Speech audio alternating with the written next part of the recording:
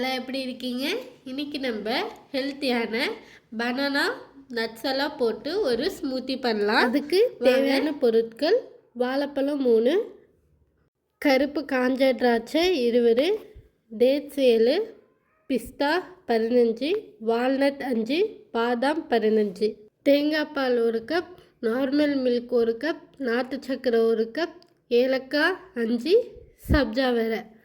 நட்ஸும் சப்ஜா வரையும் 2 மணி நேரத்துக்கு முன்னாடியே ஊற வச்சுருங்க. ஓகே, வாங்க நம்ம இப்போது ஸ்டார்ட் பண்ணலாம்.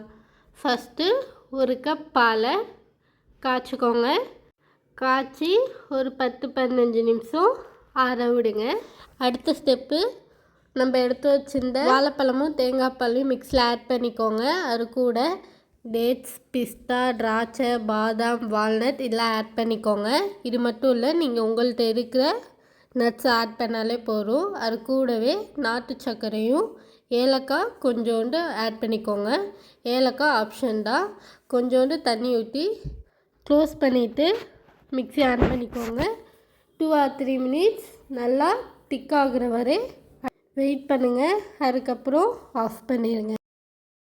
ஓகே, இப்போது பெரிய பவுலில் எடுத்து அதில் ஆட் பண்ணிக்கோங்க.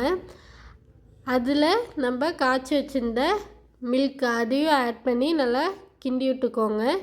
கிண்டி விட்டு சப்ஜா வேறு 2 மணி நேரத்துக்கு முன்னாடியே ஊற வச்சுருங்க.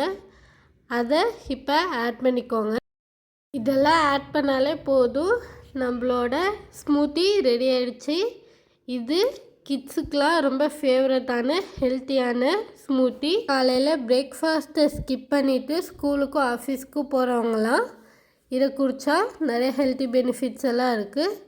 Okay, thank you, bye. லைக் பண்ணுங்க, ஷேர் பண்ணுங்க, கமெண்ட் பண்ணுங்க, மறக்காம கட் பண்ணுங்க.